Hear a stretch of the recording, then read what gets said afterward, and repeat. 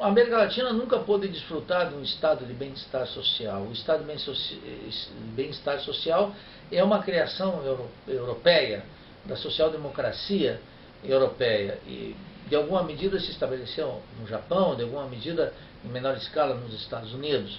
A América Latina nunca conheceu nada semelhante a um estado de bem-estar social. O máximo que chegou próximo dessa realidade histórica foi precisamente com os governos populistas. Esses governos que, por essa razão mesmo, são abomináveis do ponto de vista da direita e do exclusivismo burguês que domina a elite latino-americana e o meio intelectual, em particular, que é muito hostil a qualquer manifestação de distribuição da riqueza. Muito facilmente, seus ideólogos, seus chamados teóricos, classificam qualquer esforço de distribuição como um esforço de natureza populista. O populismo, não obstante, tem uma razão popular, como muito atinadamente mostrou Ernesto Laclau. Tem um núcleo racional que expressa uma vontade popular que precisa ser atendida. O populismo, naturalmente, quando expressa essa ambiguidade entre os interesses das classes dominantes e das classes subalternas, ele é nefasto, porque, via de regra, ele se definiu a favor dos interesses dominantes. Ou foi incapaz de solucionar essa ambiguidade em favor das classes populares.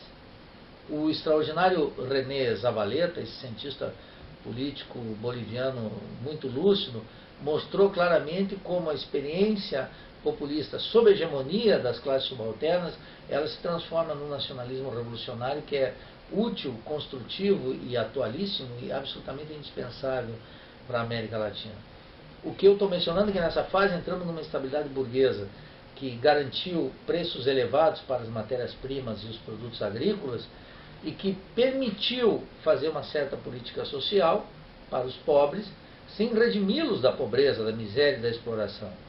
E ao mesmo tempo consagrou uma divisão internacional do trabalho em que nosso país, mesmo o Brasil, que é o país, digamos, industrialmente mais avançado em termos capitalistas, ele se especializou em ser um exportador de matérias-primas, produtos agrícolas, agora com a introdução do rentismo petroleiro em função do pré-sal, que é uma doença terrível que se expressou na Venezuela, que se expressou no México, que se expressa em uma medida no Equador e agora é um novo componente do capitalismo dependente brasileiro.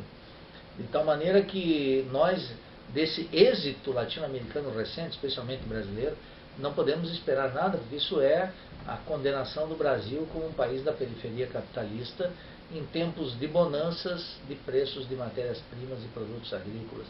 Uma equação nefasta, certamente, sedutora no curto prazo, mas terrível para o nosso futuro, para os nossos países, para uma América Latina independente no médio e no longo. Primeiro,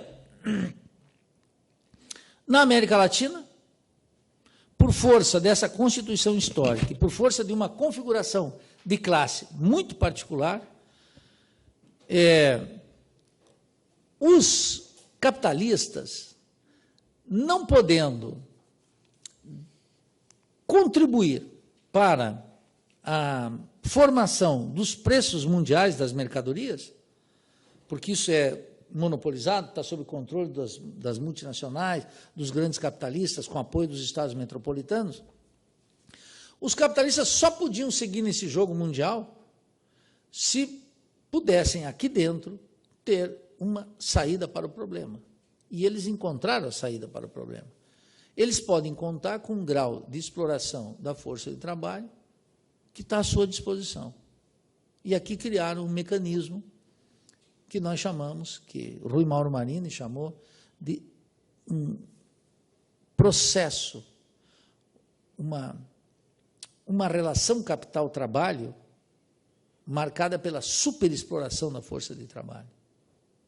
O que caracteriza, o que torna específico o desenvolvimento capitalista na periferia latino-americana e que mantém essa abissal desigualdade social e de renda, como dizem os liberais, é o fato de que aqui o desenvolvimento capitalista está baseado num aumento naquilo que alguns pensadores aqui no Brasil constataram, identificaram assim, sem precisão conceitual, um aumento, uma tendência a aumentar o grau de exploração da força de trabalho. E que o Rui Mauro Marini já diz, aqui não tem conversa. Aqui o que vigora é a superexploração da força de trabalho.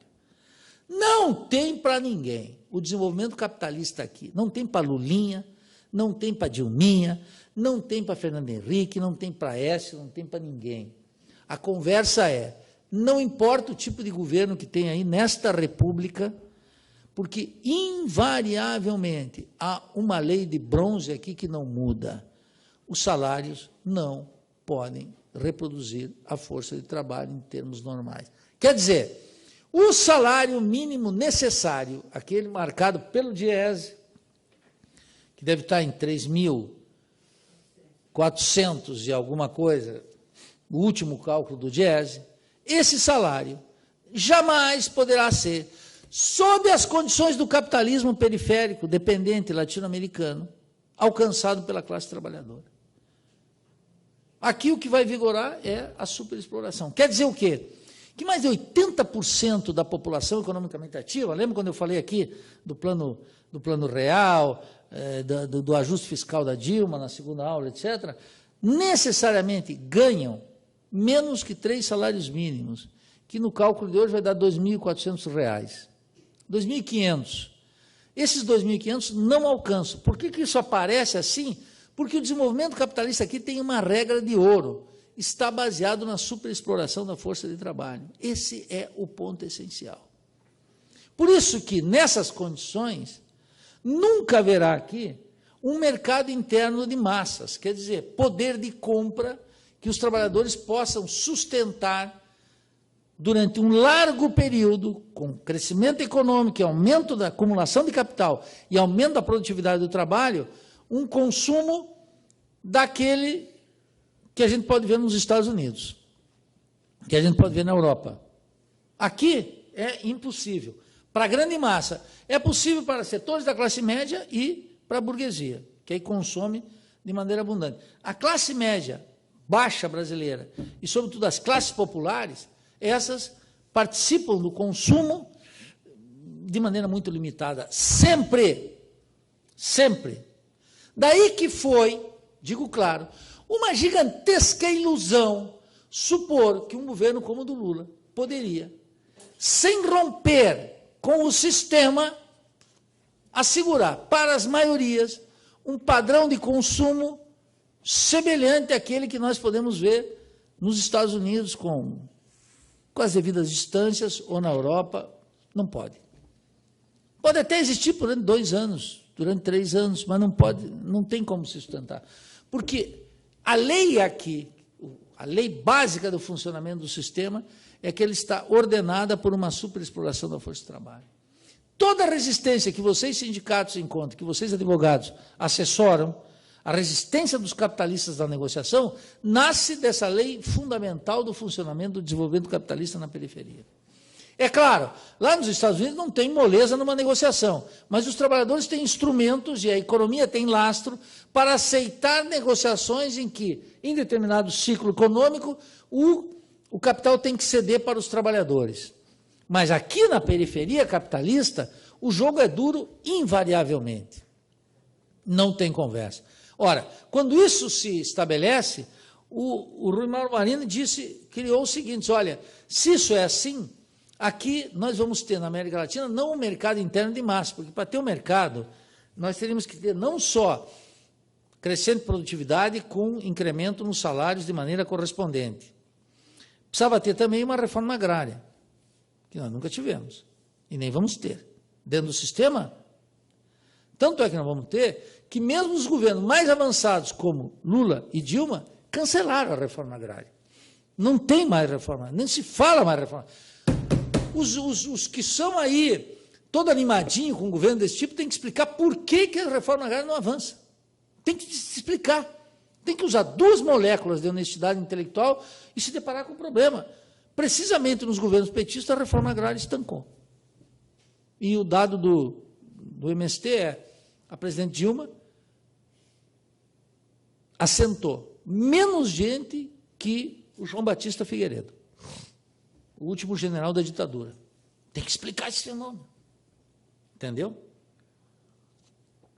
Então, como não tem essas 3 condições, não tem mercado interno. Então o Rui disse: olha, aqui vai ter 2 esferas de consumo, uma esfera alta e uma esfera baixa. Por quê?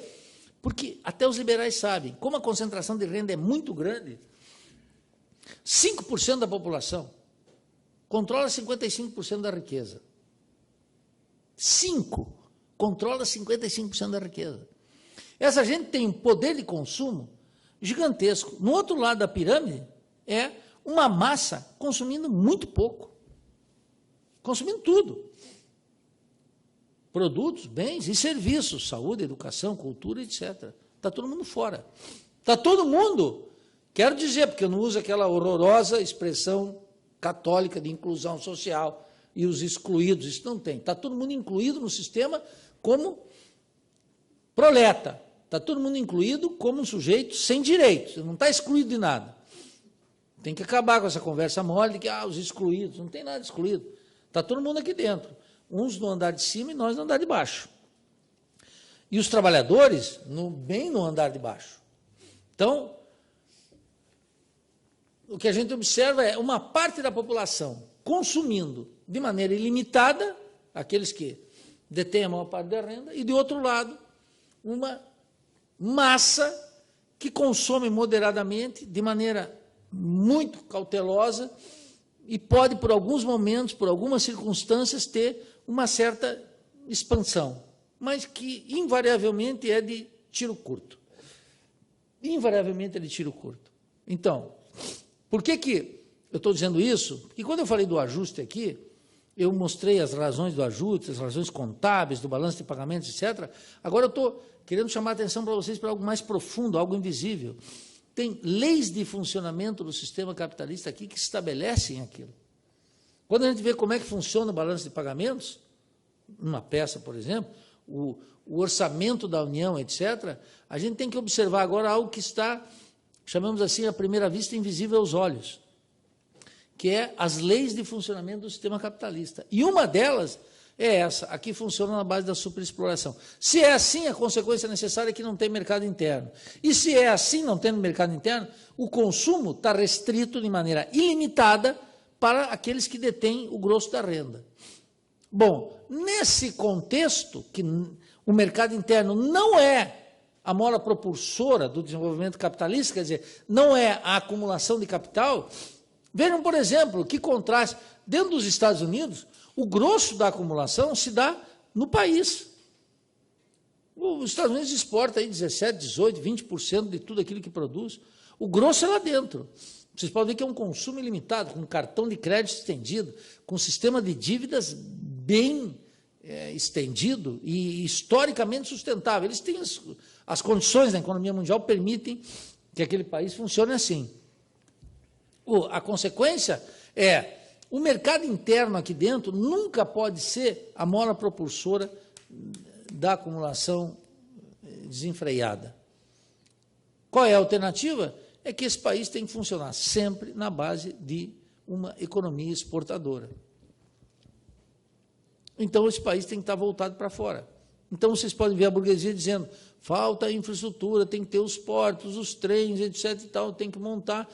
Tudo isso que tem que montar, vocês podem ver que tem que montar para a economia vender lá fora. Por quê? Porque aqui dentro não tem poder de compra necessário para bancar esse consumo para a maioria da população. Então, para fora. É uma economia que se desenvolve como uma economia exportadora. Não vai dar para a maior parte da população ser incorporada como cidadão, como consumidor aqui dentro. Só para dar um exemplo.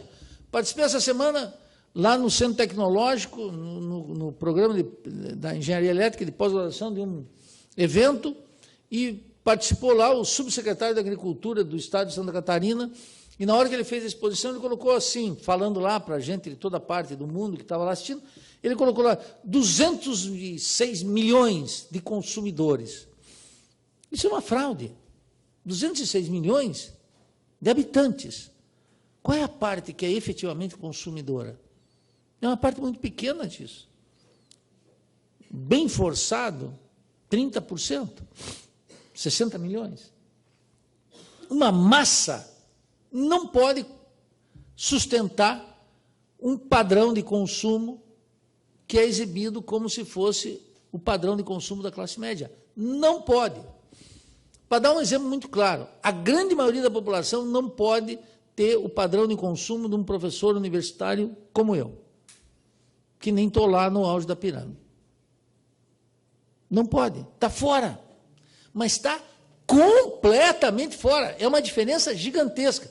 A desigualdade, a concentração da renda no Brasil, quer dizer, a superexploração é tal que um professor universitário como eu e meus colegas que estão ali, o que acontece? Nós estamos numa outra situação.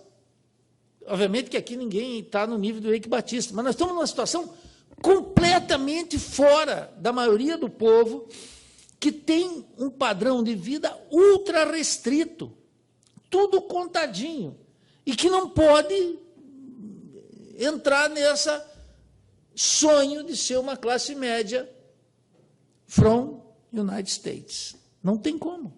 Está completamente fora disso. Quem ganha até R$ 2.400 por mês, até 80%, pensa o que gasta em transporte, pensa o que gasta em imposto, pensa o que gasta em saúde, pensa o que gasta em educação. 2 filhos, dançou. Não pode ver o Avaí Figueirense uma vez por mês. Entendeu? Consumo restrito. Então, isso força essa economia a funcionar. E aqui eu estou dizendo, segundo mandamento de uma economia subdesenvolvida, primeiro a superexploração, a segunda é que é uma economia que se volta para fora. Então, é uma economia que tem que virar uma economia exportadora. Claro, todas as classes dominantes que dizem que exportar é a glória. O Fernando Henrique dizia, exportar ou morrer. E nós dissemos, desde a crítica da economia política, desde o marxismo, dissemos exportar e morrer. Quanto mais volta-se para fora, mais desenvolve o subdesenvolvimento. Mais ocorre o desenvolvimento do subdesenvolvimento. Claro, aí tem uma contribuição importantíssima. Entra o capital externo. O capital externo entra e acelera o grau de monopolização da economia. Uma economia como nos Estados Unidos, na Inglaterra, na França, etc., é um lento processo de formação do mercado interno e de empresas mais ou menos competitivas durante um tempo, etc. e tal, protegidas de extração nacional, de filiação nacional, e são empresas que, com a força do mercado interno daqueles países e o apoio dos estados metropolitanos, elas vão produzir lá fora e se transformam em multinacionais. Sem o apoio do Estado é impensável fazer isso.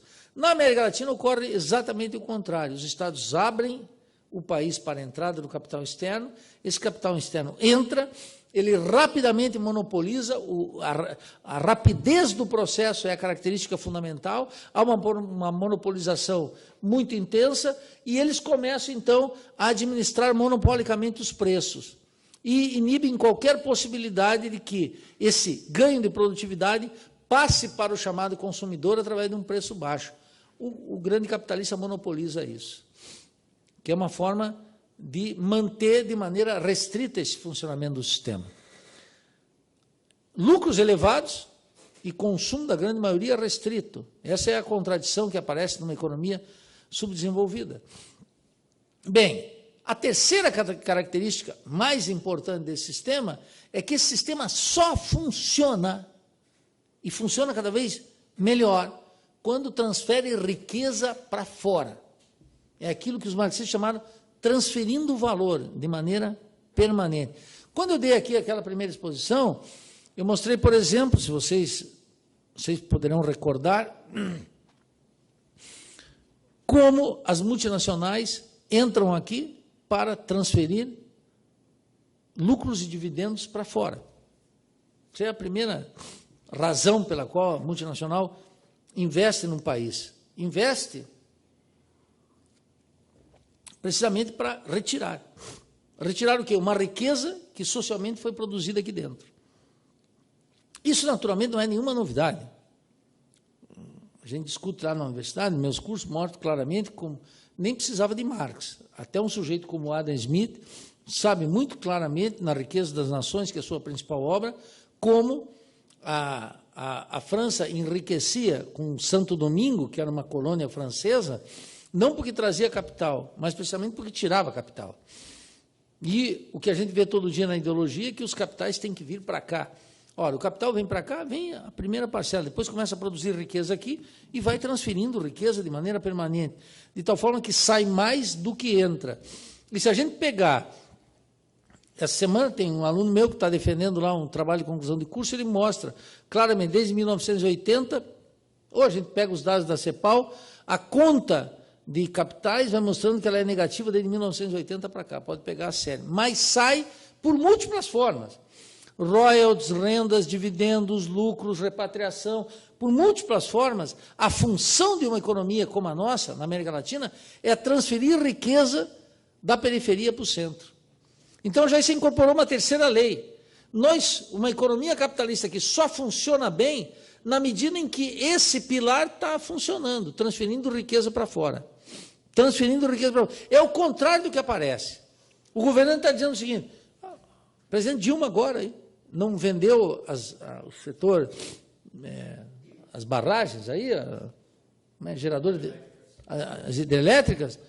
Bom, o que os jornalistas independentes, cultos da Rede Globo, estavam dizendo? Olha, mas os capitais nacionais não podem comprar. E é claro que não foi feito para eles comprarem. Foi feito para que o capital externo viesse, e o capital externo que veio era da China. Então, acho que dos 17 bilhões, 13 ou quase 14 eram capital externo. Esse capital entra aqui e, logo em seguida, esse capital começa a mandar valor para fora, sob múltiplas formas. Começa a ser rentável e começa a repatriar lucros e dividendos, cobrar por serviços, assessorias, etc., e vai mandando riqueza permanentemente para fora. Equilibra o balanço de pagamento por um minutinho e, logo em seguida, a atividade começa a desequilibrar em favor do resto do mundo, como é a peça contábil. E o país passa a ser necessitado. Então, qual é a regra? A regra é que nós necessitamos de capital externo. Por quê? Porque nós estamos permanentemente mandando capital para fora. Essa conta é negativa sempre. E de 1980 para cá, segundo os dados da CEPAL, para a absoluta maioria dos países latino-americanos, às vezes de maneira mais intensa ou menos, ela é sempre negativa. Quer dizer, os nossos países mais mandam para fora do que recebem. Todo santo ano. Quer dizer, uma economia periférica vive de transferir riqueza para fora. Se isso é assim, e se a teoria marxista da dependência então está correta, funciona na base da superexploração. Não pode desenvolver mercado interno. Tem que se voltar para valorizar o capital sempre fora. E funciona transferindo valor, a conclusão nossa é uma só. Não é possível alterar qualitativamente as condições de vida da massa trabalhadora, da classe trabalhadora, inclusive dos setores médios, sem uma ruptura com o sistema. Não pode haver. Daí que eu quero dizer, a minha crítica ao governo do presidente Lula e da presidente Dilma, como do Fernando Henrique, por outro lado, não é que eu estou desiludido e eu acho que o Lula é um traidor, não tem a ver nada com isso. Nada, e que o Fernando Henrique é um entreguista, não tem nada a ver com isso.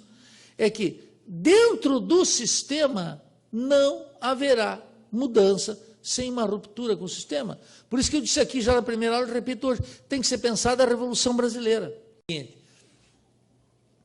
A gente tem que ter clareza que nós estamos metidos num sistema capitalista, que é um sistema mundial, mas que nós estamos observando e vivendo esse sistema desde a periferia capitalista.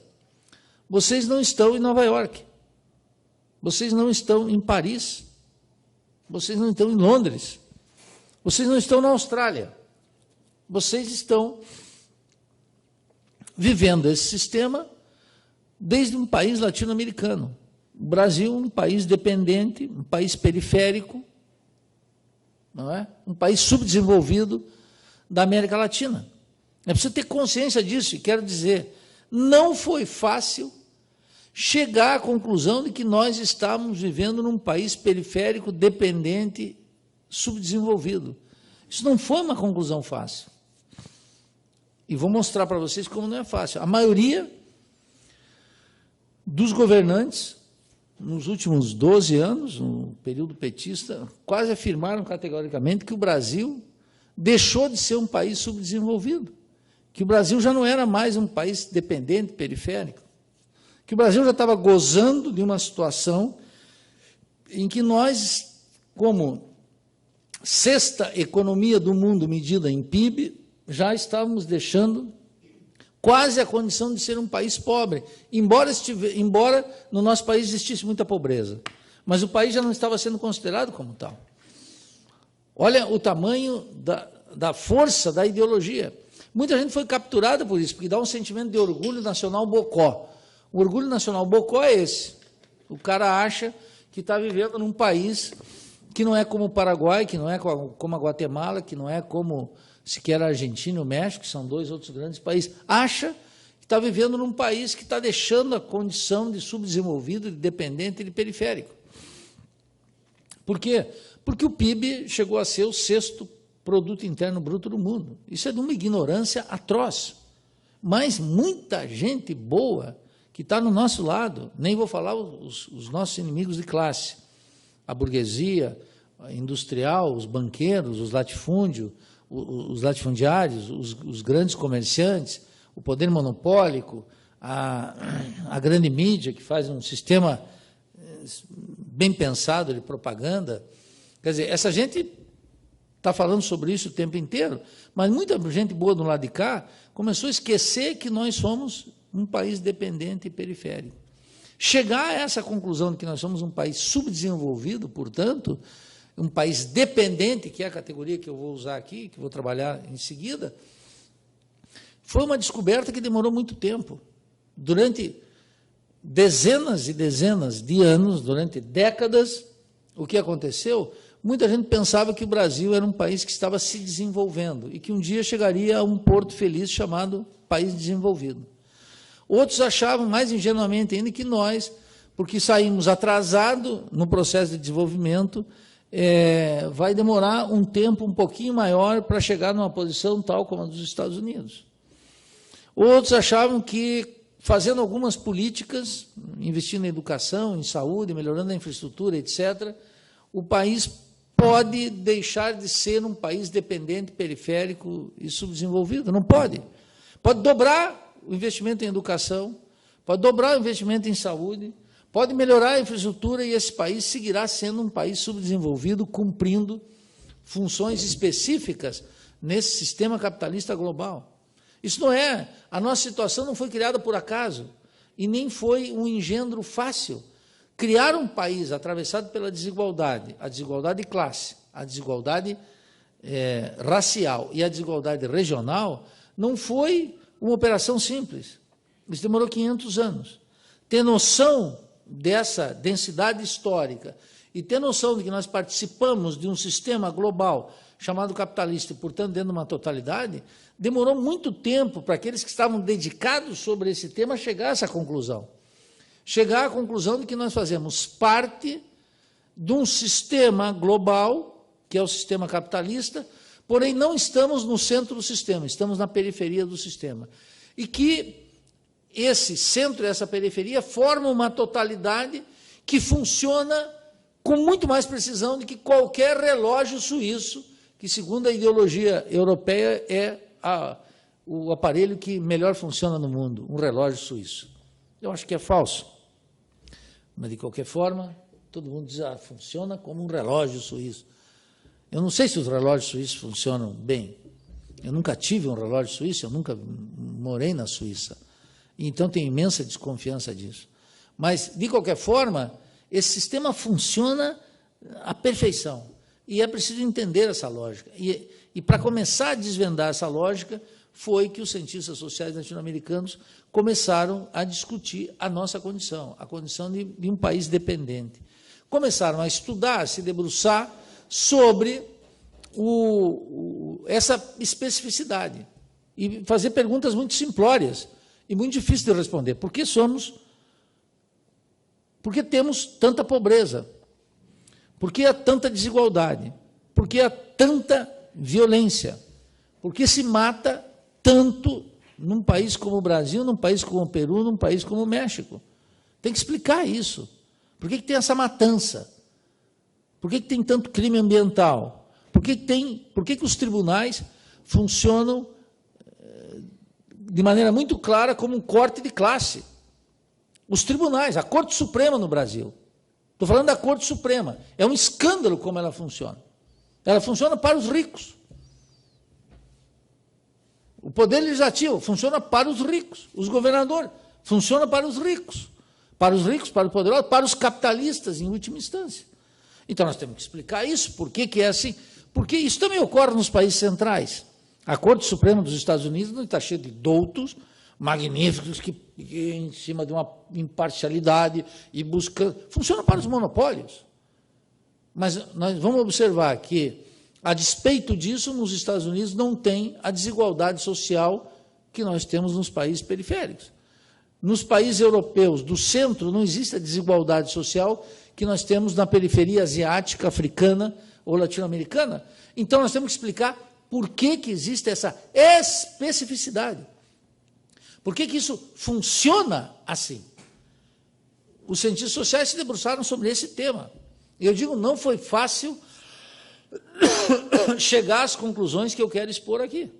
A primeira delas, que os cientistas sociais disseram, olha, não existe, os países latino-americanos não são países em vias de desenvolvimento.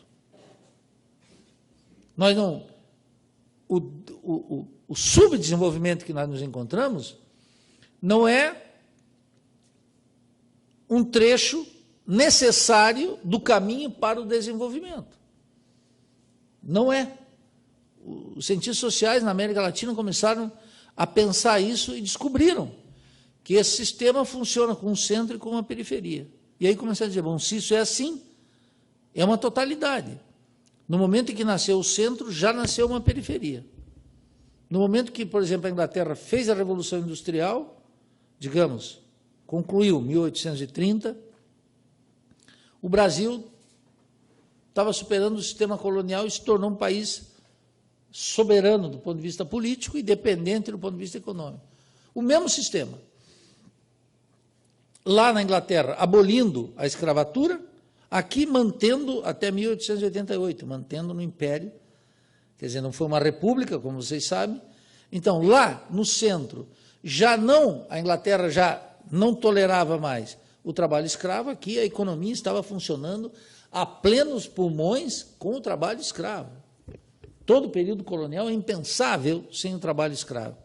E mesmo a permanência, depois que o Brasil se torna independente em 22, e os demais países latino-americanos, até 1825, aqui a escravatura permaneceu. Mas não permaneceu porque os homens aqui são piores do que os ingleses, porque os ingleses são muito ruins, são despóticos, são criminosos, como vocês podem ver na história. Os franceses são horrorosos, os governantes da França são verdadeiros gangsters. E nos Estados Unidos também, essa gente não está brincando. Essa gente não está brincando, veja o que eles estão fazendo no mundo árabe. Isso não é uma brincadeirinha qualquer. Isso é massacre bem pensado, todos os dias. Todos os dias. Uma violência sistemática pensada desde o Estado. Os latino-americanos não criaram, depois e mantiveram a escravatura e instituições terríveis que nós tivemos aqui, e as cortes, e os tribunais, e a legislação social, etc., porque eram mais malévolos do que são os europeus. Não, porque aqui se funciona desde uma determinada forma. A vida aqui dependia de que funcionasse assim. As forças materiais levaram e criaram esses homens malévolos, esses homens que sabiam pensar, e não só pensar, atuar em consequência. Então, pensar essa especificidade não é uma operação convencional e simples. Os cientistas sociais da América Latina descobriram, depois de muito trabalho, que nós não éramos subdesenvolvidos a caminho do desenvolvimento. Veja, essa conclusão, que deitou raízes na sociologia, na economia política, na ciência política latino-americana, ainda é desconhecida por um monte de gente que pensa que o Brasil estava, durante o governo do Lula, em particular, deixando a condição de ser um país pobre e subdesenvolvido. Tinha muita gente que estava se iludindo, claro, com um jargão que não é nem conceito, quando ficavam falando essas coisas. O Brasil agora é um global player, quer dizer, uma ignorância abissal, é uma coisa de muita burrice junto, é burrice com má fé, quer dizer, ideologia. em termos de ciência política. O Brasil continua sendo um país dependente e periférico durante todo esse período. E superar essa condição não é algo simples. Para você ver que não é tão difícil que a China está desde 1949, desde que que Mao Tse-tung dirigiu a Revolução Chinesa, mas sobretudo desde 1971, 72, fazendo um processo de industrialização que, segundo a Comissão Econômica para a América Latina, a CEPAL, num relatório que eu li essa semana, é o processo de industrialização mais intenso da história da humanidade, não tem outro. Supera, inclusive, em magnitude, obviamente, aquele que a Inglaterra produziu. Teríamos que discutir um pouco disso. Mas, veja, ela mesmo fazendo isso, ninguém está dizendo que a China é um país desenvolvido. Imagine os países latino-americanos que comportaram e abrigaram, nesses últimos 30 anos, uma regressão econômica, política, social e intelectual gigantesca, cultural gigantesca. Então, a primeira percepção dos cientistas sociais latino-americanos foi, precisamente, entender que nós não éramos um país em desenvolvimento, em vias de desenvolvimento, éramos países dependentes. E éramos dependentes porque éramos periféricos. E éramos subdesenvolvidos porque éramos dependentes e periféricos. E fomos criados como país dependente e periférico no mesmo momento em que a Inglaterra se afirmou como a potência hegemônica na Europa e se transformou naquilo que Marx chamou no Capital como sendo a oficina do mundo. Criou a grande indústria, a indústria moderna. Esse é o ponto inicial. Não foi fácil chegar a essa conclusão. Durante muito tempo aqui se pensava que se pensou que os países latino-americanos eram países feudais, que nós tínhamos uma certa feudalidade, tal como os europeus tiveram. E nós nunca fomos países feudais, nunca tivemos aqui, ainda que tivesse o que o José Carlos Mariátegui, esse marxista peruano, de forma muito brilhante, nos 7 ensaios de interpretação da realidade peruana, chamou de uma feudalidade. Existia no Peru, por exemplo, uma feudalidade. Nós já sabíamos, depois desses estudos, que, a despeito disso, a natureza do nosso funcionamento era todos os nossos males não derivavam da falta de capitalismo, mas precisamente porque éramos um país capitalista. E precisamente porque éramos um país periférico. Mas vocês podem ver, todos os dias aí, eu nunca esqueço isso, quem lançou essa consigna no Brasil de maneira pública foi o ex-governador de São Paulo, Mário Covas, já morto, um sujeito que foi valente durante a ditadura, depois era um tucano, né, um sujeito do PSDB, e ele já tem que dar um choque de capitalismo. A ideia era dar um choque de capitalismo, porque o que falta aqui é capitalismo. Nós temos essas condições de pobreza, atraso, desigualdade, corrupção, etc., porque falta capitalismo. E, de fato, todo o discurso da classe dominante é que tem que dar choques permanentes de modernização e fazer políticas modernizantes o tempo inteiro. De tal forma que a categoria fundamental que habita a cabeça de quase toda a classe dominante e grande parte dos setores das classes subalternas é a ideia de que o Brasil tem que ser moderno. E, para modernizar, ele tem que dar choques de gestão, choque de capitalismo, fazer modernizações sucessivas. O que a gente observa ao longo do tempo e que o pensamento crítico latino-americano captou com muita precisão? É que, após cada onda intensa, por mais forte, por mais sistemática, por mais elaborada que tem sido de modernizar os países latino-americanos, é um esforço de Sísifo. Chega lá, depois cai e tem que voltar tudo de novo. O que fez Juscelino Kubitschek? Uma onda devastadora de modernização. Capital externo, fez Brasília, etc., e o Brasil continuou sendo o quê? Um país subdesenvolvido e dependente. Depois disso veio uma ditadura, 21 anos, um brutal processo de modernização, investimento externo, controle da força de trabalho, processo intenso de modernização, faz tudo isso, acaba a ditadura, o que nos defrontamos? Com os mesmos problemas, ampliados. Pobreza extrema, violência, caos urbanos, etc., atraso científico e tecnológico. E acaba tudo isso. vem um projeto chamado neoliberal, que muitos entendem como neoliberal. Faz um intenso processo de modernização, reforma do Estado, privatiza, muda a legislação, abre o país para a cultura estrangeira e faz um conjunto de obras de infraestrutura, vincula mais a economia nacional com o mecanismo de acumulação mundial e, no final de tudo, o que encontramos? Com um país atravessado pela desigualdade de classe, a desigualdade regional e a desigualdade racial. Continua posto ali. Cada onda modernizante, por mais intensa, por mais bem elaborada, com a assessoria do Banco Mundial, do Fundo Monetário Internacional, da Fiesp, da FEBRABAN, da Confederação Nacional da Agricultura, após cada processo intenso, o que nós observamos? O Brasil continua efetivamente com os mesmos problemas, que são os problemas típicos de um país subdesenvolvido. Alta taxa, violência terrível, os dados de homicídios no Brasil são gigantescos, a crise urbana é insuperável, a qualidade da educação é péssima, o atendimento de saúde é terrível, o problema da corrupção se intensifica cada dia mais nas estruturas de Estado, as cortes funcionam exclusivamente para a classe dominante, os salários não melhoram, a distribuição da riqueza dá uma movida milimétrica, e o sistema político não funciona na sua representação, e nós nos defrontamos com os mesmos problemas. Isso significa que as estruturas do subdesenvolvimento da dependência não podem admitir mudança dentro da ordem. Então, por mais intenso que sejam esses processos de